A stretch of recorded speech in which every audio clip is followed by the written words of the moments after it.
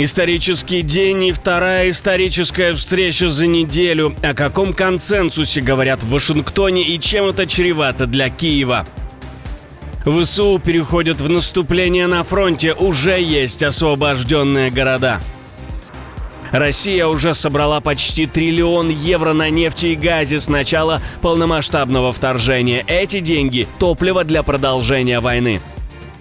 Сотни школьниц обязаны забеременеть ради поддержки демографии. Девочкам пообещали круглую сумму за ребенка. Скандал на уровне правительства.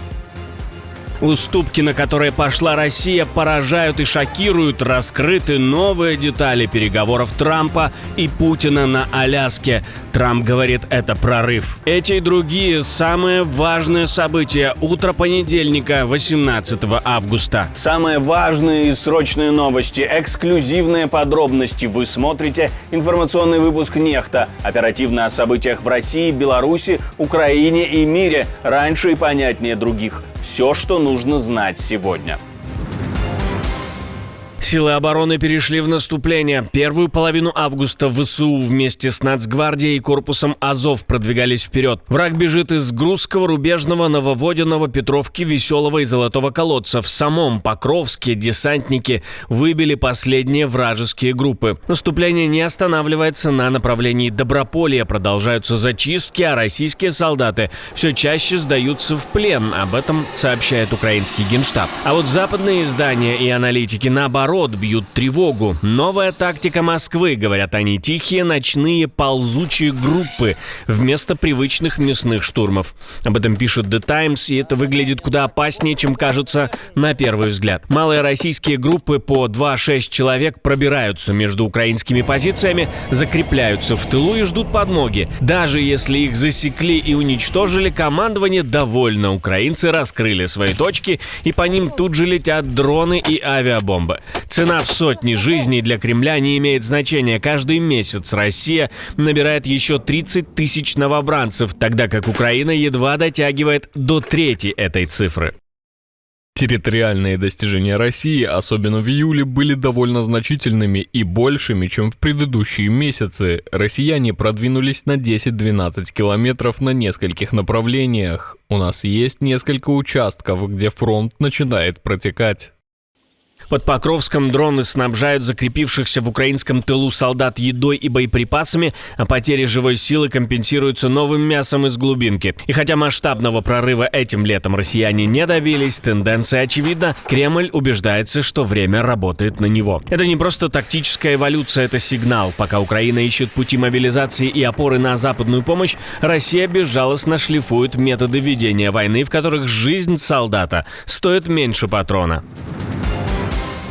Вашингтон готовится к переговорам, которые могут перевернуть всю геополитическую карту. За один стол садятся Зеленский и Трамп, и к ним подтягиваются почти все ключевые лидеры Европы. Мерц из Германии, Мелани из Италии, Макрон из Франции, премьер Британии Стармер, президент Финляндии Стуб и глава Еврокомиссии Урсула фон дер Ляйен. Не формальный саммит, а тайный совет Европы и США в сердце Вашингтона.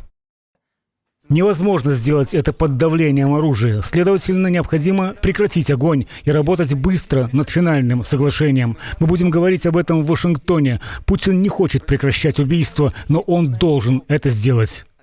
Именно в Вашингтоне станет ясно, пойдут ли европейцы на жесткий фронт с Путиным вместе с Трампом, или же в кулуарах начнется торг за украинские территории. Все решится не в Киеве и не в Брюсселе, а в Белом доме. Правда, видение Белого дома того, как должен выглядеть мир, слегка отличается от, скажем, украинского. И сейчас, говоря о гарантиях для Украины, версии звучат самые разные. Вы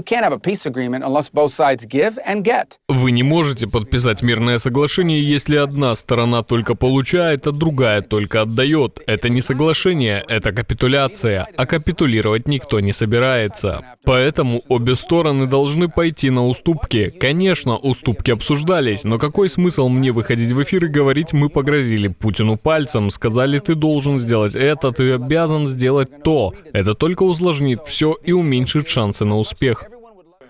Спецпредставитель Трампа назвал переломными договоренности США и России по гарантиям безопасности для Украины. По его словам, Вашингтон и Москва уже пришли к консенсусу.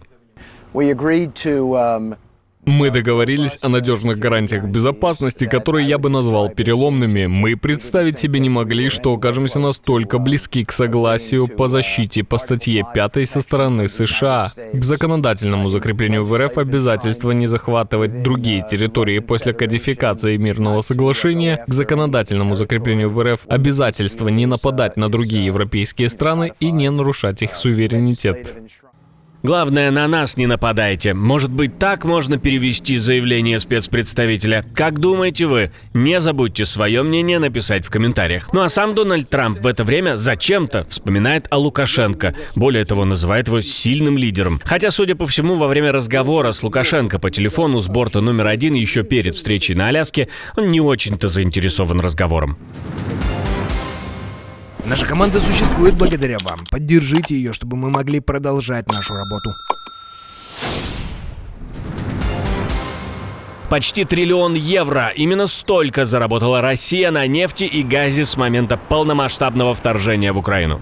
Санкции, угрозы и политическое давление – все это работает слишком слабо. Кремль по-прежнему получает деньги и чувствует себя уверенно. По данным проекта Russia Faucet Tracker, общий доход России от экспорта энергоресурсов уже превысил 928 миллиардов евро. Только в прошлом году Москва выручила 235 миллиардов долларов. Почти столько же, сколько в мирные времена. Да, санкции ударили, поставки газа в Европу упали почти вдвое. Экспорт нефти сократился на 8%, но Россия быстро нашла выход, переориентировала потоки в Азию. Теперь главные покупатели – Индия и Китай. В июле, правда, случился провал, нефтегазовые доходы рухнули на 27% и составили 787 миллиардов рублей, или около 10 миллиардов долларов. Тем не менее, Кремль остается на плаву. Индия купила 34% российской нефти, Китай 26%. Европа и США, как ни парадоксально, продолжают вести переговоры с Москвой и одновременно снабжать ее деньгами через серые схемы. Евросоюз пытается закрутить гайки, потолок цен на нефть снижен до $47,5 за баррель, а скидка на российскую нефть теперь 15% ниже мирового уровня. Параллельно вводятся новые ограничения против так называемого теневого флота, но факт остается фактом. Почти 1 триллион евро поступил в бюджет агрессора. И именно эти деньги продолжают подпитывать войну. Израиль снова охватила волна гнева. Полиция задержала не менее 25 человек на фоне массовых протестов с главным требованием вернуть заложников. По данным The Times of Israel, тысячи людей перекрывали дороги, требуя соглашения по обмену, прекращения огня и окончания войны с Хамас. Самые напряженные сцены развернулись в Тель-Авиве, где задержали 11 активистов за существенное ограничение свободы передвижения. Еще 11 арестов в Хайфе, где протестующие отказывались подчиняться полиции, размахивали плакатами и кричали лозунги против действий Израиля в Газе. Я здесь сегодня, потому что это наш последний шанс остановить безумие, остановить войну, остановить правительство от того, чтобы оно жертвовало заложниками, жертвовало все большим числом солдат, жертвовало, по сути, нами и палестинским народом ради собственной политической выгоды. Я здесь, потому что нужно встать на сторону жизни и сделать все возможное, чтобы это остановить. В Иерусалиме толпа до сих пор блокирует стратегический тоннель на трассе номер 16, ведущей в столицу. Полиция утверждает, что основные магистрали снова открыты, но по факту протесты не стихли. Демонстрации продолжаются с 9 августа. Израильтяне требуют немедленного возвращения похищенных Хамас-заложников и отказа от планов военной оккупации Газы. На этом фоне The Independent сообщает, правительство дало армии крайний срок до 7 октября взять под контроль город Газа. Как для того, чтобы способствовать освобождению наших заложников, так и для того, чтобы гарантировать, что Газа больше не будет представлять угрозу для Израиля, мы должны завершить задачу и победить Хамас. Именно такое решение было принято кабинетом на прошлой неделе. Мы полны решимости его реализовать, и я укрепляю Цахал, силы безопасности и граждан Израиля. Символично и мрачно, именно в этот день, 2 года назад, Хамас устроил кровавую атаку, ставшую началом нынешней войны. Почти 400 школьниц должны родить в Калужской области. Такой план поставили власти. В плане по пунктам расписано, сколько именно школьниц и студенток должны забеременеть и родить в ближайшие 3 года, чтобы получить по 100-150 тысяч рублей. На поддержку юных рожениц уже выделено почти 40 миллионов. По официальному постановлению в 2025-м премию получат 123 девушки, в 2026-м 130, а в 2027-м 143. Всего в программу должны втянуть почти 400 школьниц и студенток. Такая демографическая инновация вызвала взрыв негодования даже в самом правительстве. Против выступил весь соцблок Кабмина, предупредив, это обернется ростом числа матерей-одиночек, бедности, безработицы и даже всплеском венерических заболеваний.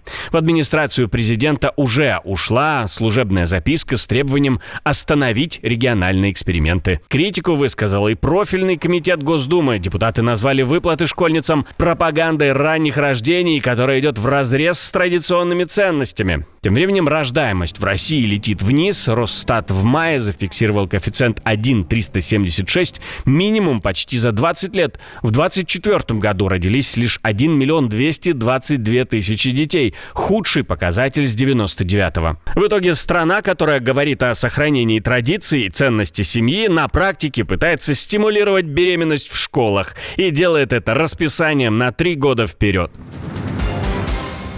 Отдельное спасибо, что досмотрели до конца. Спасибо за ваше доверие. Жду развернутых комментариев, лайков и репостов. Это важно, чтобы нас становилось больше. На этом пока все. До новых встреч и хороших вам новостей.